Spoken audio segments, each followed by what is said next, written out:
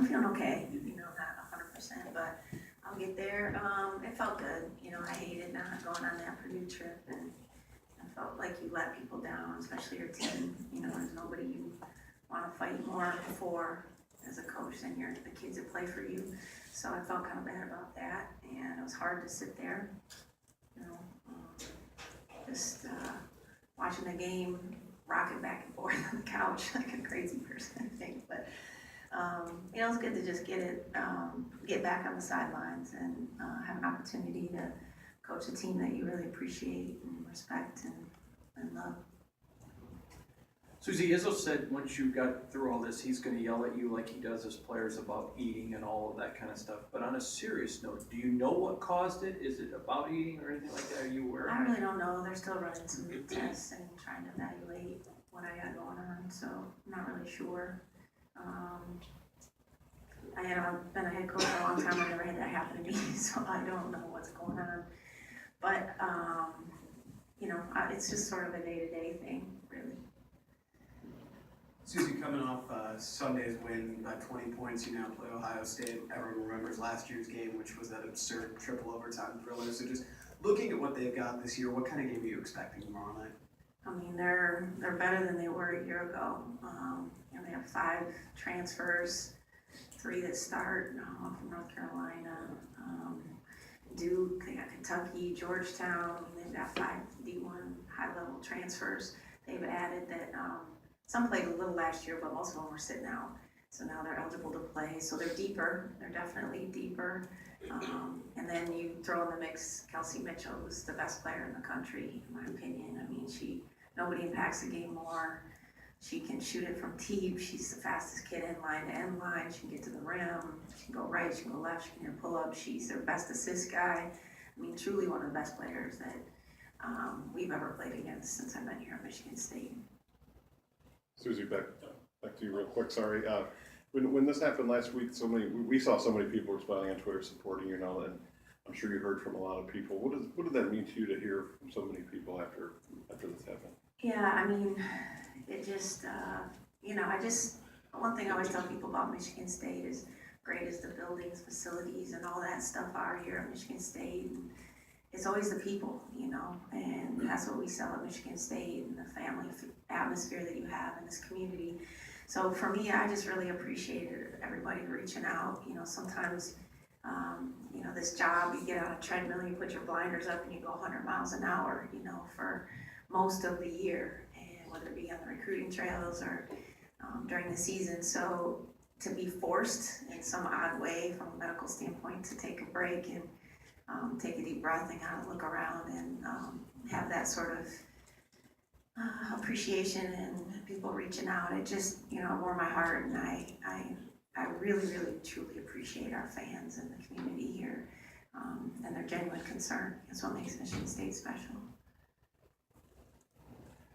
You talked the other night a little bit about Tori and her development over the years. She's obviously coming up on this big milestone, the all-time scorer. But was this something you saw when you recruited her here, that not that she would necessarily reach this level, but she'd become an all-around player and she could really develop into something like this? Yeah, I mean, I think in coaching a long time, you see certain things in kids that will be special. But I think the one thing in coaching now that is a little bit sort of a roll of the dice is the work ethic piece and the price a kid is willing to pay to be great. I think that is significantly different now. And knowing Tori and sort of how she's built, it was in her, but you don't know until you get them here. And to watch that kid just get in the gym 24/7, I mean, she lives, sleeps, eats, drinks basketball. She's watching film. She's one of the smartest players I've coached because she really studies film and evaluates herself and where she can be better. But at the end of the day, there's no secret to success. It's work. It takes a lot of work, and to watch her develop over the years, it's been just adding to her game. She kind of came in as a prolific 3-point shooter and has really built herself in to be able to play multiple positions, including the point guard position for us, hit a jumper, we post her some, she can get to the rim. So a lot of that is just Tori and her ability to want to be the best she can be. So it doesn't surprise me where she's at, but I think in coaching, all coaches will tell you there's a talent piece, but then it's what you do with that talent and what kind of success you want to get to and what kind of grind you're willing to, what kind of price you're willing to pay. So was there a time that you saw that and it kind of hit you and you're like, wow, she's Her first year, her freshman year, yeah, no question. I mean, she was in the gym all the time, her freshman year, and that usually doesn't change. A kid's DNA to work doesn't change. You know, you can try to inspire them and get them in the gym, but there's some kids, like Ariel was the same way. You know, Ariel had an expectation of herself and a place she wanted to get to, and it's not a secret. You get in the gym and you work, and Tori did the same thing as a freshman.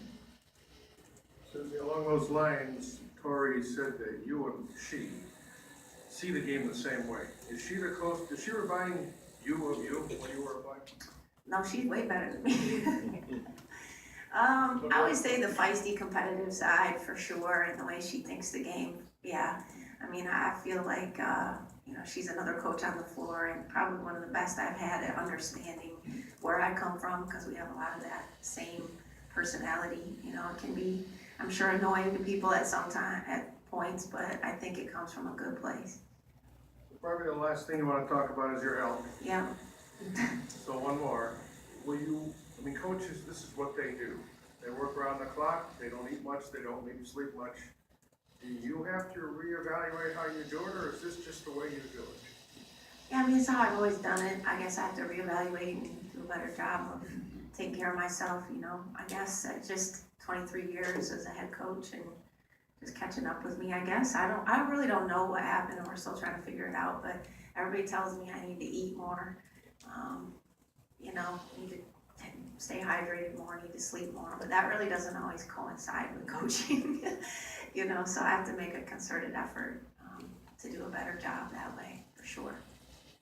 Have you reached out to Coach D and asked him about when he went through his heart attack, how he balanced all that? Have you done Well, that? that's the best thing about Michigan State. I didn't have to reach out to him. He was like a couple hours after it happened. My phone was blowing up clearly, but he was one of the people that reached out to me, and him and Becky both. And then a couple days later, the day of the Purdue game, actually, he reached out to me, him and Becky both, and just really just offered their support and understanding, of perspective sometimes, and when things like this happen, that taking care of yourself is more important than other things, because if you're not there, you're not gonna be able to coach your team anyway. You gotta be there. I have two little guys I gotta think about that, quite honestly, were pretty traumatized, watching their mom, go through that. So that was the hardest part for me.